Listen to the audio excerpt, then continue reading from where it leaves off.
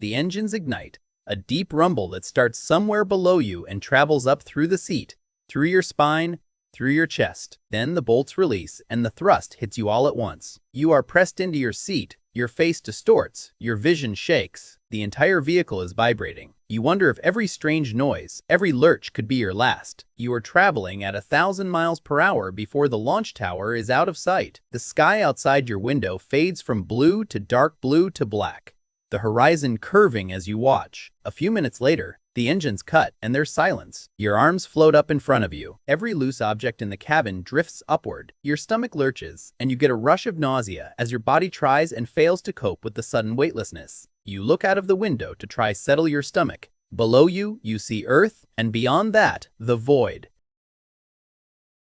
It isn't simple. Performing a spacewalk, you spend the night before in an airlock the size of a closet, breathing pure oxygen, letting the nitrogen slowly leave your bloodstream. Skip this step and the decompression will give you the bends. You suit up, pulling down the golden visor. The outer hatch opens, and in front of you is the vastness of space. Distantly, you can see stars. The Earth is below you, blue and green, vibrant. The sun is behind you, blindingly bright. You don't dare turn around. It's completely silent. The only sound is your own breathing. Slow, deliberate, and eerie, the planet rotates beneath you every 90 minutes. If you watch closely, you can see it, a side effect of how quickly you're moving. But there is no wind, no sensation of speed. You reach out and grab a handhold and pull yourself slowly along the exterior of the spacecraft, and it feels, absurdly, like the most peaceful thing you have ever done. In orbit, sunset takes seconds. One moment you're working in blinding light, burning hot temperatures on the sunlit side of your suit, then darkness. And within moments, the temperature outside drops to minus 160 degrees. Your suit handles the swing. You feel only a faint shift. You are on the night side of the planet now, working by the light from your helmet torch, gently floating. A thin tether is the only thing that connects you, your capsule. It's your lifeline. Somewhere below you, city lights streak past in the dark. Entire countries go by in seconds. You grab the handhold a little tighter. By the time you're ready to go back and your hands are cramped, gripping in pressurized gloves for hours, works muscles you didn't know you had. Your forearms.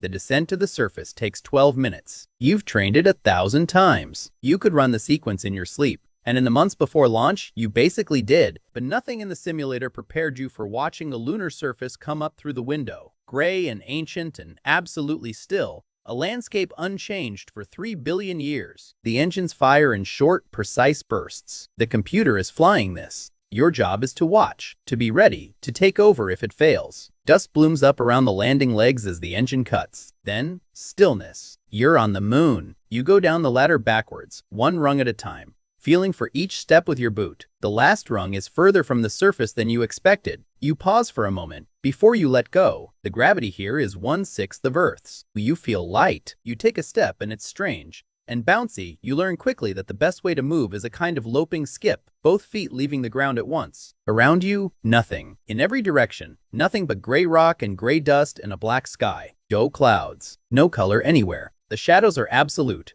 Where the sun doesn't reach, it is completely dark. Where it does, it is blindingly bright. For the first time ever, you truly understand how hospitable Earth is. You knock a rock with your boot. It's sat there since before life existed on Earth. It has been waiting here, on this exact patch of dust, for longer than the concept of waiting has existed. It goes in the sample bag. Above you, tiny, floating in the black sky, is Earth.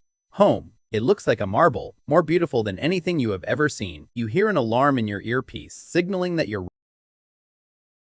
If getting to space is hard, then getting back is harder. Re-entry means hitting the top of Earth's atmosphere so fast that plasma wraps around the capsule like a furnace. For what feels like a lifetime, you are inside a fireball, with no communications, no telemetry, no idea. Mission Control watches the clock and waits. You are either coming through or you aren't, and there is nothing anyone can do but wait. Inside the spacecraft it is loud, a deep roar that builds as the atmosphere thickens. You feel the deceleration. After weeks of weightlessness, for a moment you worry that your body can't take it. The parachutes deploy, all 3 of them, and you can breathe a sigh of relief. The main chutes, half a mile wide, snap open in sequence. The deceleration hits hard. You go from 300 miles per hour to 20 miles per hour in seconds. Below you, you see the ocean. The capsule hits the water with a force that feels like a car crash. Salt water splashes across the windows. The capsule bobs, tilts, settles. Again, it feels peaceful. And whilst you wait for the recovery team, you feel slightly hollow. You've experienced the cosmos, seen the stars, and you have to wonder if anything on Earth will ever feel special again. Sometimes, tragedy strikes. The engines ignite, the rumble, the sky changes color. Everything is going to plan. You're strapped into your seat when the rumble quietens. The direction of the rocket changes. You see land out of the window, passing by impossibly fast. Flames engulf the rocket as explosions rock through the structure. It's a critical failure. The crew capsule is thrown by the force of the explosion, damaged but not destroyed. You're thrown around in your seat, spinning.